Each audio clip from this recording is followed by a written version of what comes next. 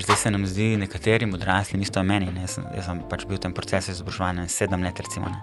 Ko sem prvič slišal za to nenasilno komunikacijo, sem videl, wow, to je neka znanstvena fantastika, premikam gore, razumeš, v svojem svetu, svojih mišljenjskih, to so res tektonski premiki se to dogajali, nekako zdaj čak trigger, vzrok, kaj je observacija, kaj je zdaj moje občutki, kaj so dunga, kaj si interpretiram, kakšni so načini poslušanja, mislim tako.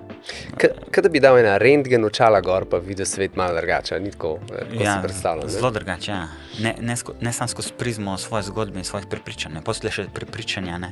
Možgani imajo določeno kapaciteto zaznavanja, ogromno stvari ne moramo videti, ogromno stvari brišejo avtomatsko, ne. To je pogojeno z mojim notranjim dialogom, ki ga imam sam s sabo, ne. Ampak mogoče, kar sem hotel to reči, da se nam zdi zdaj kot odraslim to neka znanstvena fantastika, medtem ko če ga otroka od malega učili nekih takih komunikacijskih vzorcev, ne, bi mu to bilo, ja, pač, tako je, ne. Tako je, ja. Ne, pač jim bi dosti enostavneje in od malega se učil in te čustvene inteligence.